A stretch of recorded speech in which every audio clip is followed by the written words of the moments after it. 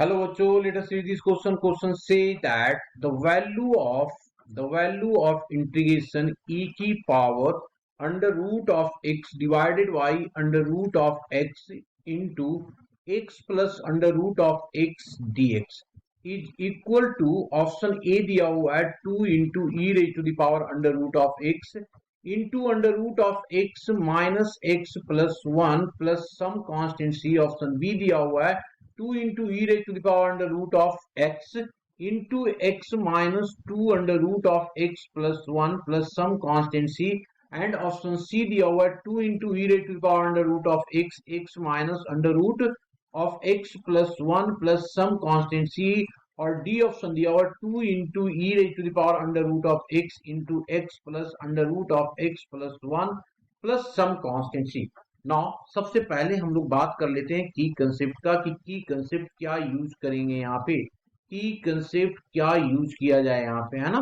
तो हम लोग यूज करेंगे की कंसेप्ट यहाँ पे क्या यूज करेंगे जी, that means integration by part का कंसेप्ट u और v, है ना। क्या करेंगे, u v of d of x this is equals to u of integration of v of d of x minus of integration of du upon d of x of integration of v of d of x,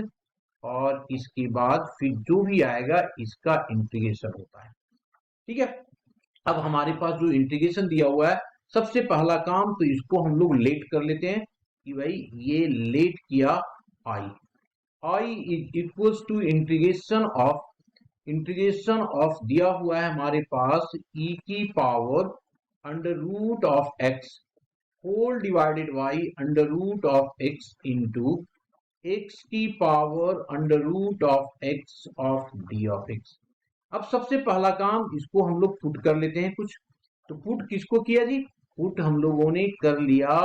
under root of x को कितना z,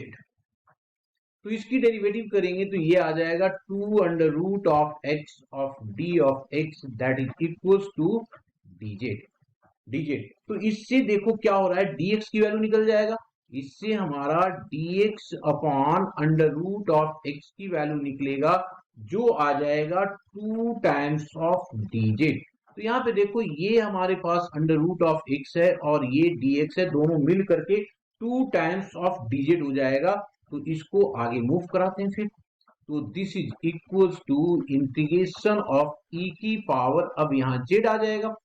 अब ये क्या हो गया, x को हम लोग क्या लिखेंगे, अंडर रूट ऑफ z लिखा, तो ये हो जाएगा z square plus of z और यहाँ पे dz और आगे आ गया 2। अब इसमें हम लोग इंटीग्रेशन वाई पार्ट लगाएंगे, ये अलजेब्रिक फंक्शन है और ये एक्सपोनेंशियल फंक्शन है, तो इसको हम लोगों ने फर्स्ट लिया और इसको सेकंड लिया, लगा दिया हम लोगों ने इंटीग्रेशन वाई पार्ट, तो 2 लगाइए इंटीग्रेशन वाई पार्ट, तो ये हो जाएगा फर्स्ट। तो फर्स्ट को सबसे पहले हम लोग क्या करते हैं, जैसे के तैसे रखते हैं और सेकंड वाले को इंटीग्रेट करते हैं, है ना। सेकंड वाले को इंटीग्रेट करते हैं, तो सबसे पहले हमने ब्रैकेट लिया और इसको इंटीग्रेट किया, तो ये हो जाएगा Z square plus of Z integration of e की पावर z माइनस ऑफ इसमें dx भी होगा, है ना, यहाँ पे dx भी होगा जी, तो माइनस ऑफ इसके बाद dz माइनस ऑफ इंटीग्रेशन, अब इसमें इंटीग्रेट, अब इसको डेरिवेटिव करते हैं, जेड स्क्वायर का हो जाएगा 2z और z का 1 फर्स्ट वाले का डेरिवेटिव, और इसके बाद फिर क्या हो जाएगा जी, e की पावर z इसका इंटीग्रेशन, तो यही होगा ना। ठीक है, अब इसमें क्या कर दिया हम लोगों ने, this is equals to 2 times of Z square plus of Z E raise to power Z का integration E raise to power Z ही होगा,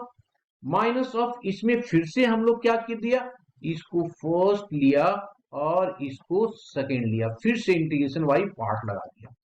तो यहाँ पे आ गया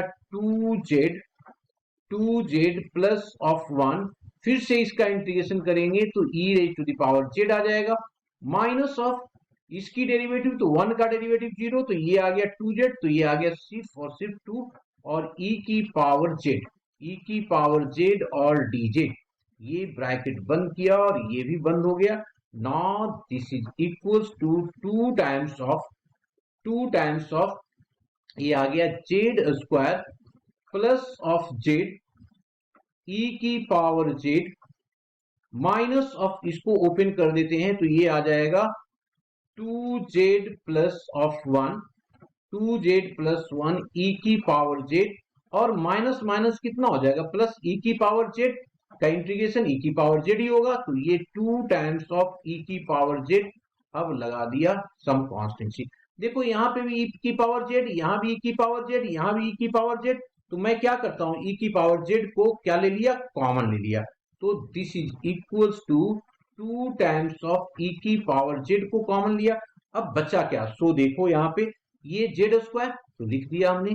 जेड स्क्वायर। अब यहाँ पे जेड है और यहाँ पे कितना है -2z है, तो ये आ गया हमारा जेड, और यहाँ +1 और माइनस में 1 दिया हुआ है, ये 2 दिया हुआ है, तो ये प्लस ऑफ 1 हो जाएगा प्लस सम कॉन्स्टेंसी। अब इन सब की वैल्यू पुट कर दो, तो वैल्यू पुट करेंगे तो क्या आ जाएगा 2e की power under root of x, ये हो जाएगा x क्योंकि जेड स्क्वायर की वैल्यू x हो जाएगा, minus of under root of x plus of 1 plus some constancy. ये हमारा आंसर आ गया। और अब ऑप्शन देख लेते हैं, 2e raise to the power under root of x minus under root of x, that means C is the correct answer. Hope you understood it well. Best of luck.